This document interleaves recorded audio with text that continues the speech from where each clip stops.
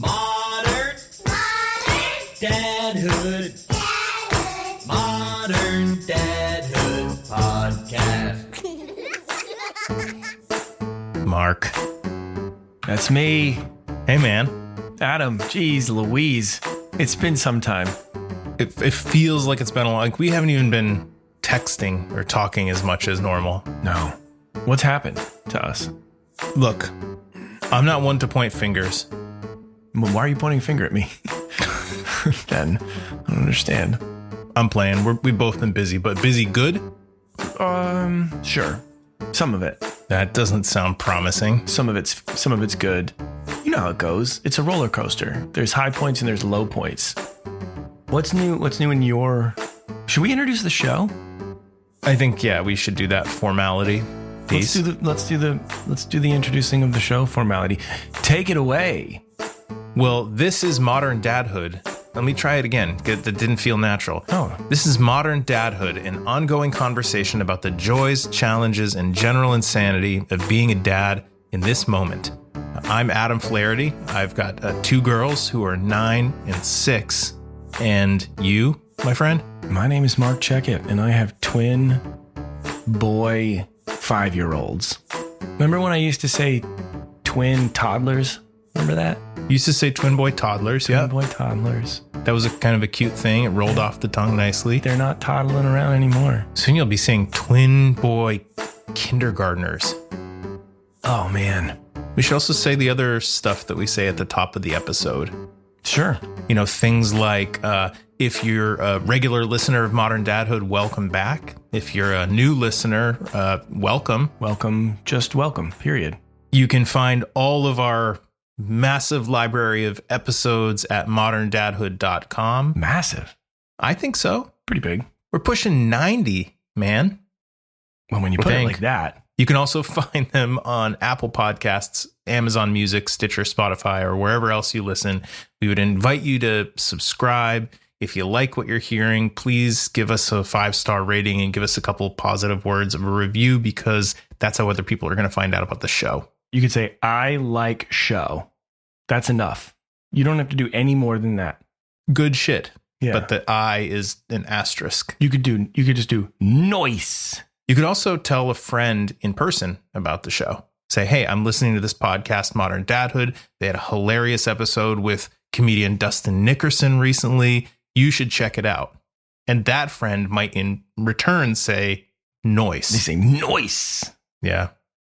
I mean, it really, it hasn't been that long since we've talked or recorded an episode, but I do feel like in the last couple of months, my girls have changed a lot, grown up a lot. Yeah. And it's exciting and it's weird and it's scary. I find myself, I'm more tired lately. I don't know if it's the kids, if it's my age. You got a lot going on, professionally too. And it's demanding a lot of your time and attention. Yeah. I was thinking about last night after I put the boys down, I was thinking about our recording session tonight. We're going to be recording a little bit on the later side tonight because of our guest. I'm very excited about, but it's a little late.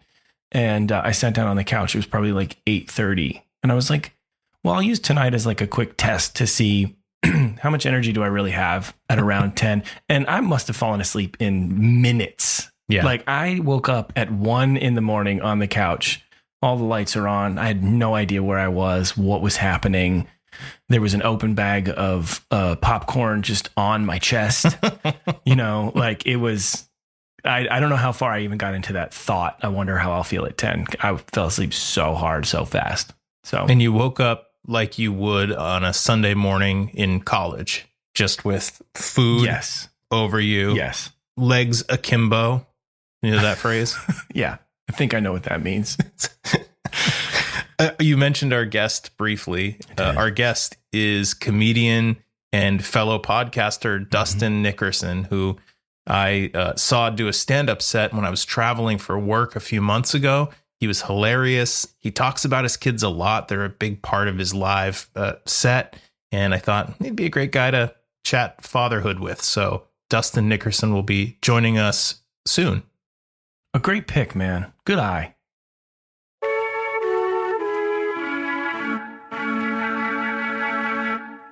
there's big things in dad news these days. What? I was just bopping around the internets, and there's big things in dad news right now.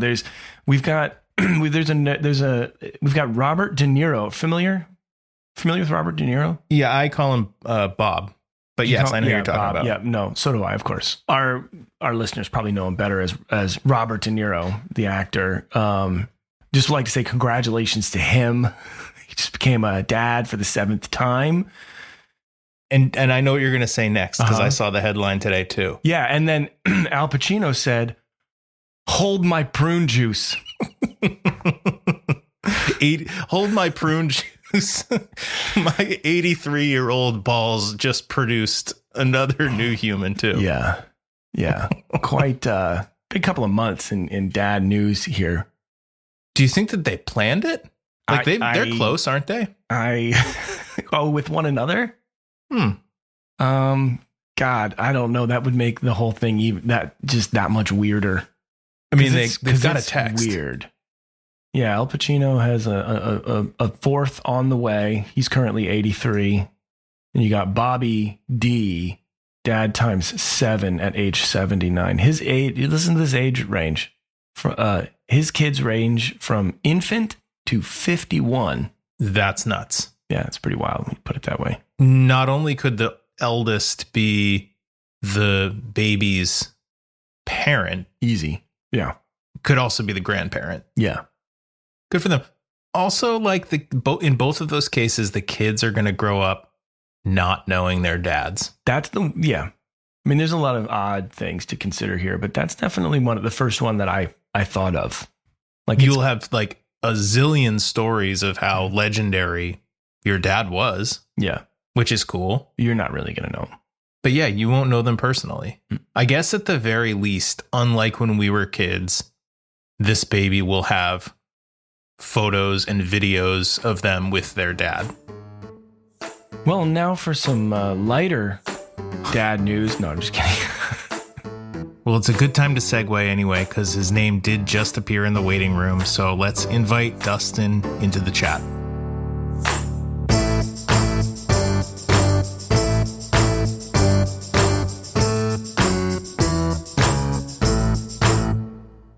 Dustin Nickerson is a stand-up comedian whose newest special is Runs in the Family, which you can watch for free on YouTube.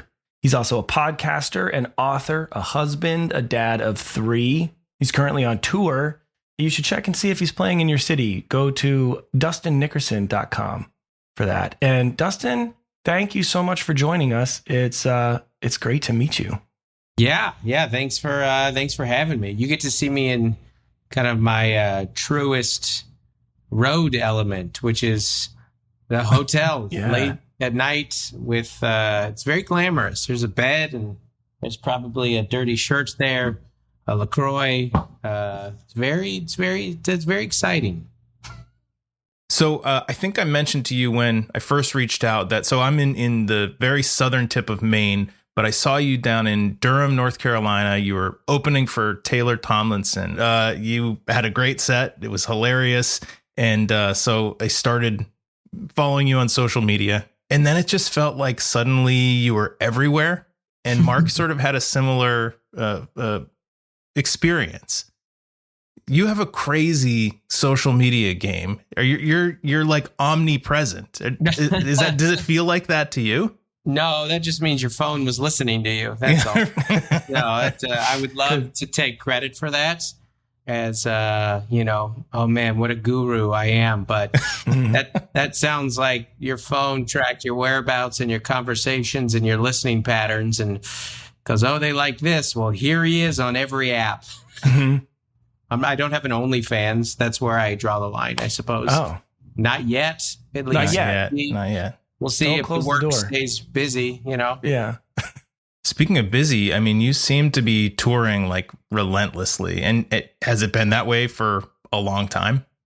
Yeah, the comics are kind of always on tour. We tour very differently than bands. Like bands go out for like 2-3 months at a time, nonstop. They get in the bus, they hook the trailer up, they go. Comics, we pretty much just go out. At least those of us who tour a lot, we leave around a Thursday, Friday, and we come home around a Sunday, Monday every week. So it's essentially a weekend job, you know, and then 4 or 5 days a week, we're just as present as possible. You know, you really go from, like, as a dad, it's like 100% or 0% and nothing in between, you know. When I saw you, I think you guys were just about to go over to the UK. Were you on that leg of the tour? Yeah, that was right before those Carolina shows, the Greenville and then Durham. She did a couple dates without me, and then I met her in Oslo. We did Oslo, Amsterdam, Brussels, London, and Dublin. So I know that sometimes you'll bring your family along, or like bring one of your kids. Is that something where you brought anybody with you, or is that just like Mel joined me? My wife came out on that one. She met us there, and that was fantastic. Yeah, I bring a kid when I can. It doesn't always work out. It's much easier when it's my dates. Taylor's not like, yeah, bring a kid. Understandably so. And so yeah, that one was great though. And there'll be times like a New York or like a Vegas or a Nashville. Like there's certain times where Mel will be like, hey, I want to go to that one. You're like, yeah, absolutely. Let's do it. So you mentioned Mel, your wife, a couple times. Tell us a little bit about your kids. You've got 3 kids. What are their 3 kids? Yeah. Joel, ranges? He's 16. He's about to get his license. He's about to finish his sophomore year in high school. Gloria, she's 14. And then our youngest, Claire, is 9. 16. It's wild. Like it's, because I remember exactly what it feels like to be a 16-year-old. You know, that's not like, you know, with 9, you're like, oh, I've got some memories. But you're like 16, you're like, no, I know what that's like. And I know now as a dad, I'm like, I know what I'm saying and what my dad said to me, which is like, we all feel this way. It's not so hard. We all go through that. I know objectively that's true, but I also know that there's no way they can believe me.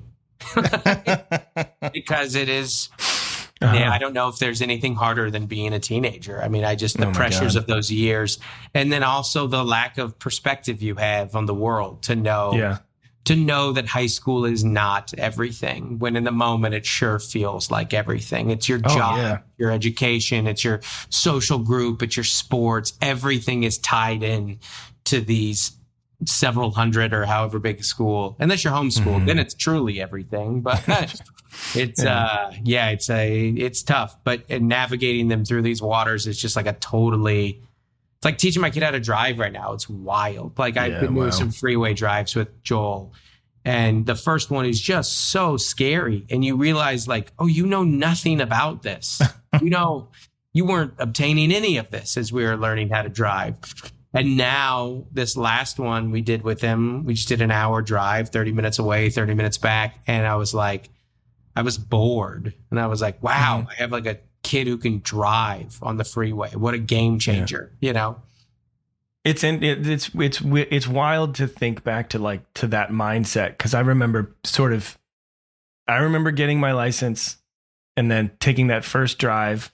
I borrowed my brother's station wagon because station wagons are very cool.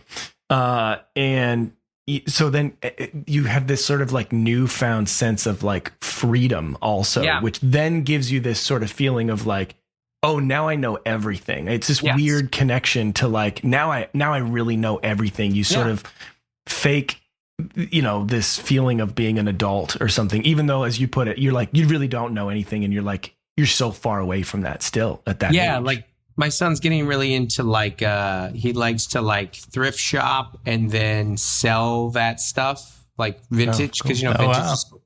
And it's cool. We appreciate the like hustle and the aspiration and stuff. And he buys it cheap and he gets on like, you know, these like exchange sites like Depop and stuff like that and sells them.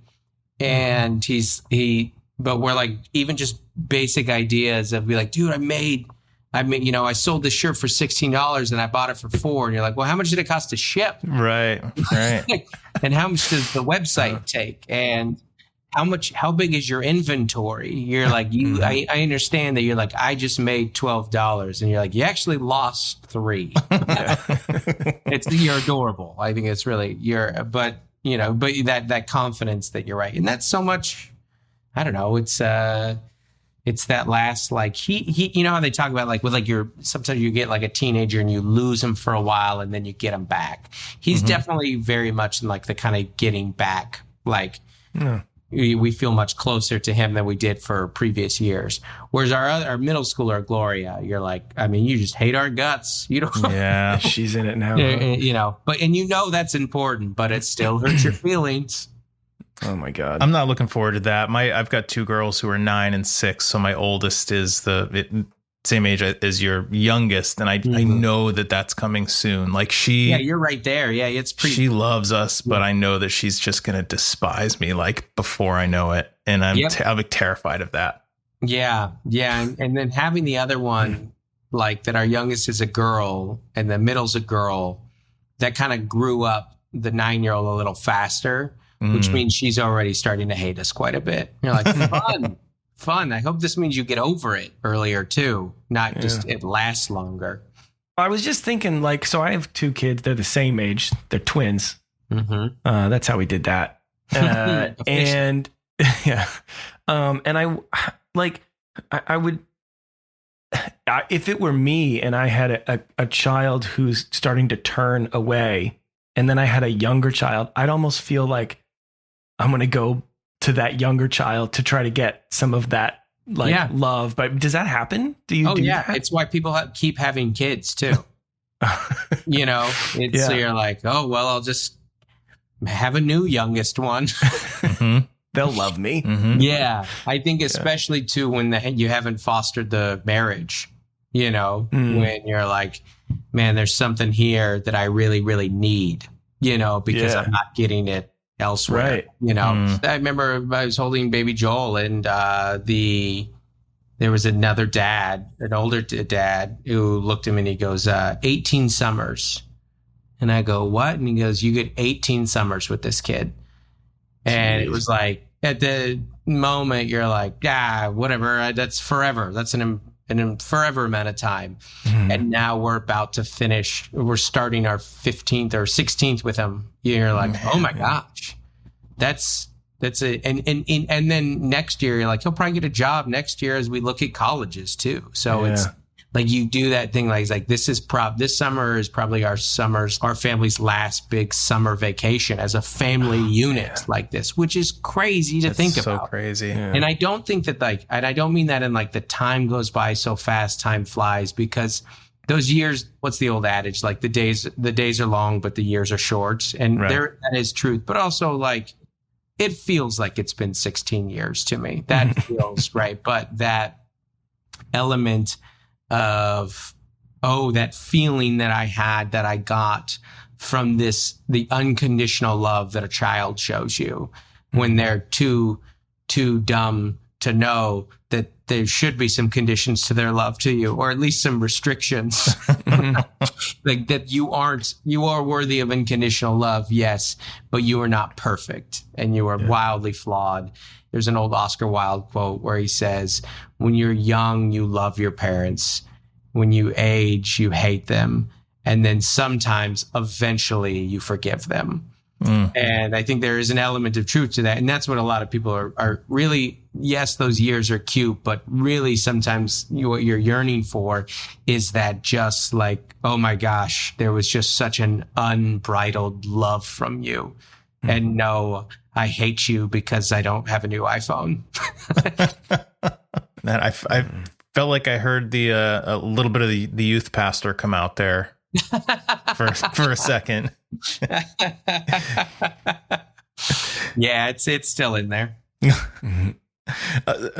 In thinking just a little more about Joel, who's 16, driving, and then thinking about, whatever's next, college, apartment, whatever. Is that scary? Yeah, he is not a reckless kid. He's very safe. He's our only neurotypical kid. There's an element of where we have 2 Gen Zs and a Gen Alpha kid, that what we actually worry about is like, well, what are they going to do? Like, where do they go? There's not this bright world because every institution that was like promised to them is not what it was. College, the workforce, the church, these like institutions that were like known and trustworthy and good and will help you they're like, they haven't all crumbled, but like the curtain has kind of been pulled back on them, and that it'll be really interesting to see how Gen Z and Gen Alpha behind them, what they do for education and professions, because there's not a lot of clear career paths anymore. Right. I was talking to somebody recently about, the is it 529 account, and how we have them set up for both of our daughters for their college. Not that there's a lot of money in there, but like we try to like put a little bit in there when we can. But now I'm thinking like, I don't know if higher education is going to exist in the same way that it does now. I don't want to put money in there and have it disappear because they don't choose to go to college because they don't need to for whatever careers they want to move into. Yeah, and certainly not. But I also am like very fascinated to see how they'll navigate it. Like, it's exciting to me that Gen Z is probably going to create new jobs and new workforces and new ideas and pioneer their own thing, if for no other reason that they have to. They have to. Yeah. They have to. That's terrifying. If any chance of keeping up, they have to. I'm not in a hurry to get rid of them. I like having them around, and I think that some of that is the stigma around us as parents. That used to be what successful parenting was they graduate, they go off to school, they get a good job, they never live with you again because they got a good job. And I think that that's all changing in real time too. Yeah. It's for the best, because there's so many. I mean, I meandered a bunch of different jobs and had no idea what I wanted to do until I showed up to my first open mic when I was 27, Wow. I hadn't even started the career that I would end up having until I was 27. It wasn't like, what am I doing? Where's my purpose? I liked the job enough, but there was that element. You're like, is this what I want to do? Like forever? Because I liked this as a job. It was the best day job I ever had. But it wasn't who I wanted to be. It wasn't what my identity I wanted to be, So yeah, my kids, I had 2 kids, young kids at the time. And like an open mic is like below an internship. Like an internship has some level of dignity to it. An open mic, you don't even tell people you're doing it because it's embarrassing, Wow. But you must have gotten some level of validation from it to know that you wanted to continue. I knew I wanted to do it while I was on stage experiencing it. Yeah, it was one of those and that's what's great about stand up, because people come up, they're like, oh, I've always wanted to try it. I always thought I could do it, or I wanted to. And I always say the same thing. I go, do it. You will know right away. Yeah. You won't necessarily, and if you like it, that doesn't mean necessarily you'll be a professional at it, but you'll know if you want to keep going. But there's a lot of people who quit after the first time because it's not what you thought it was going to be, because you watched a stand-up special, or you went to a show, or you saw the comedy club, and you're like, oh my gosh, I want to be that. And you're like, it doesn't. Yeah, that's, if you're funny at a party, that's like winning Thanksgiving football, and comparing yourself to the NFL is just a different thing. It's gonna be a lot more work to get there, and it's gonna suck most of the way. It's so bad and so hard at first that you really gotta want it. Did you have your sights set on stand-up comedy for a while before you took the leap to do that open mic? Yeah, I mean, stand-up was always like, I grew up in love with stand-up, still am. It's like my favorite thing in the world. I love just the audacity of it. It's such a silly, dumb thing that exists. It's very American. Everyone sit down and listen to me talk, you know? But I've always loved it. And it was almost like a bucket list thing for me. Like, I'm going to try it once before I die. And now that I'm 27, I'm almost dead. So I guess I'll start now. See the end.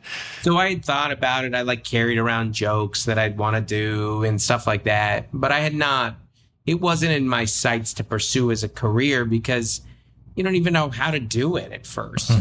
How does that sort of big, I don't want to use the phrase career change, because 27 is still pretty young, objectively. But you've made the point before that, like, in the world of stand-up comedy, that's like pretty late to get into it. Yeah, it's very late. But now you've been at it for 10 plus years. How does that experience of sort of making a career shift and sort of committing to something at that age shape the conversations that you have with your kids about thinking about what they might want to do with their life or trying different things? There's no profession that my kids can suggest to me that I can say, like, that's ridiculous. Because I have this job. Right. You know, it's this, if they want to be like, I want to be a YouTuber, I can't be like, well, I guess I do too. I'm on there, you know? Yeah. So I think what's great about it, and I hope that they understand this, and my two oldest will for sure, like, they'll have the freedom to pursue whatever their goal, their dream, their ambition, their passion may be. But they'll also have a pretty big understanding of the work ethic that it will take to get there because they witnessed it. I worked 2 jobs for 5 years, you know, like for the better part of 5 years. When I first started working the road, I would open the rec center at 4 a.m. and then leave around 11, 12 and go get on a plane and go somewhere for that weekend, and then sleep in the airport on Sunday night to not pay for the hotel, come home, shower, and go to work on Monday. So they'll understand. And then they also see, like, mom and dad have the podcast and they build in this way, and dad learned how to edit videos during the pandemic, and they'll see the work, and not in a way that hopefully not in a way that they'll resent the sacrifice. I don't think, I think that they'll understand kind of the hustle behind it. There's a really important distinction in there, I think, to make, because you're doing that in pursuit of something that you absolutely love and makes you happy and fulfills you, right? Whereas it's totally plausible that the same scenario could exist, except you're busting your ass at a job that you hate, and you know, and that just crushes you, you know, and that happens to a lot of people, you know. Yeah, and I think that, like, the message of the movies and The Incredibles was when he was not fulfilled in his job, he was not as present at home. And I think that there is whether or not that's a message that people want to endorse, it is a real thing that people can feel. And I think that in society, men are often their identity is attached to their job, their livelihood, how much money they make. And when that's not going well for them, that can be very crushing, you know, and it doesn't give you an excuse to be, you know, not present or involved and yell at your kids or whatever it may be. But, you know, it does explain some of it. And so I do think that there is absolutely an element to that, but then also to show your kids, like, this is super hard work still too. Like, this isn't going to be handed to you. And now whether or not they'll resent me for it, time will tell. Sure. But as it's a huge insecurity. It's a huge worry of mine. I think about it often, which makes me so much even more grateful for Mel, who is just this involved in the business as well, but is also just this, like, model of stability and like steadiness for them in the home. At what point in your comedy did, like, the family aspect, like talking about kids, talking about marriage and so on and so forth, when did that become sort of central to the material, or was it always there? You know, when I first started, I would just, like, tell these stories about, like, look at this funny thing my kid did. It was very much like kids say the darndest things. Yeah. And then I kind of, like, got a little, like, embarrassed that all my stuff was about marriage and family. And I felt like I didn't really relate to what the other comics were saying. And they were just talking about more edgy or more interesting things. And sometimes I would do these, because you do so many bad shows early on that you're like these bar shows and you know, just these open mics, and you're just like, gosh, is this all, like, too wholesome for you guys? Plus I work clean and just, like, and I kind of got away from it for a little bit. Not that I was never clean, but I was like, well, I'll write more generically. And then it was just like, yeah, but that's not who I am. And I can't draw from anything else. Like, my family is the central anchor point of my life. And really everything that I talk about stems from it. Even if I'm making political jokes, it usually still stems somewhere from me being a dad, being a husband, being my father's son, and that relation stuff. It really is. It's all family stuff. When I first got passed at the Comedy Store in La Jolla, I would always ask to go last. I would do the last spot of the night. Wow. In Hollywood, it's called the Kinnison spot. And I would go in and I would just go, I would get on at like 10:02, 10:15. Wow. Because my kids were down. Yeah. My wife was pregnant for a good chunk of it. She's like, yeah, go, I'm going to sleep. Go do your little podcast.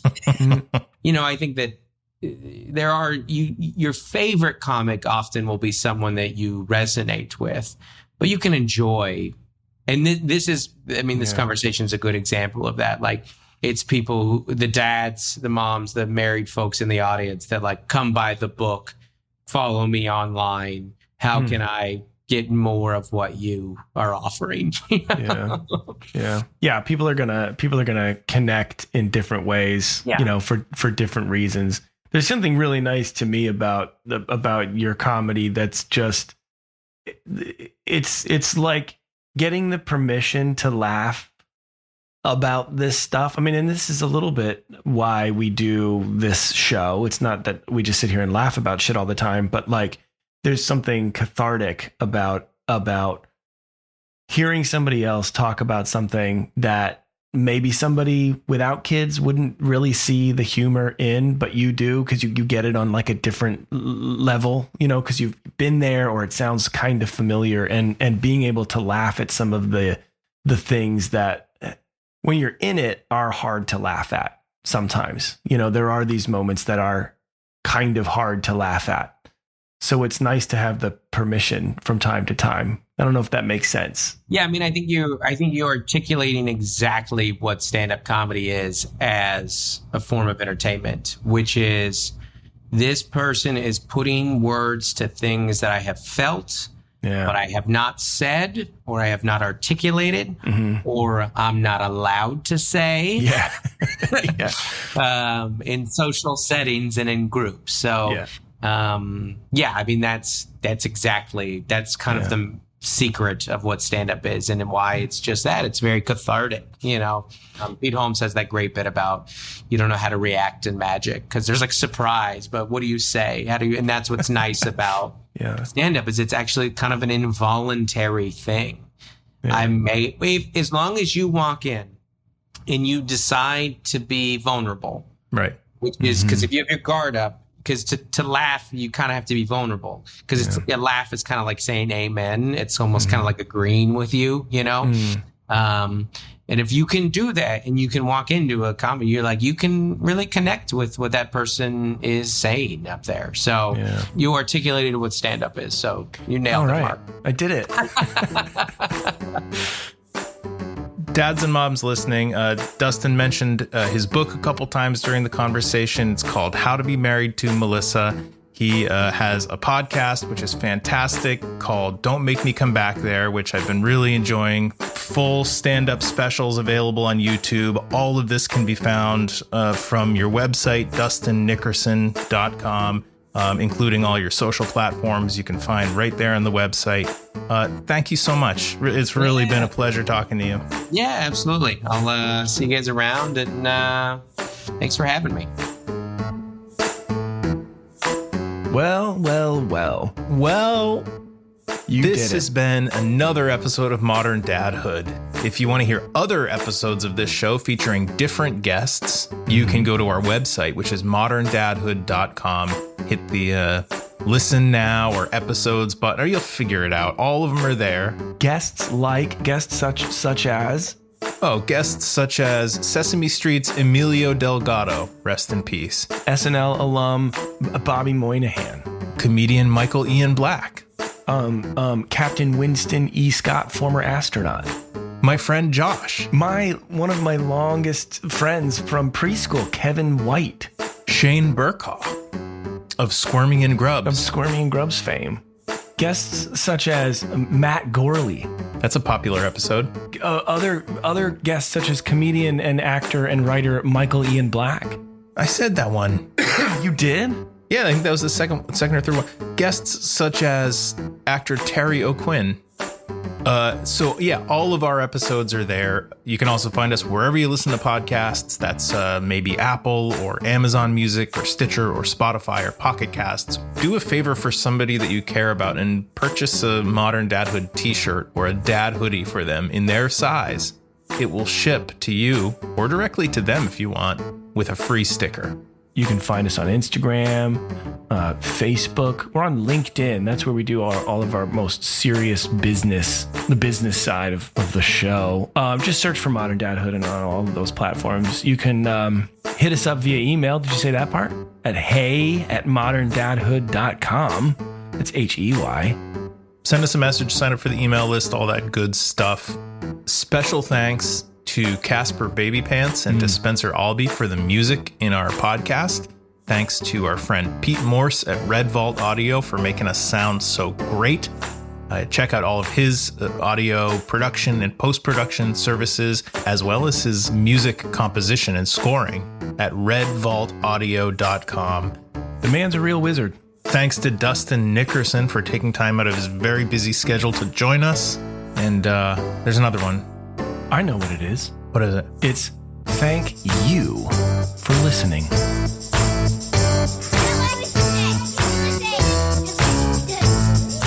Podcast. Just a modern.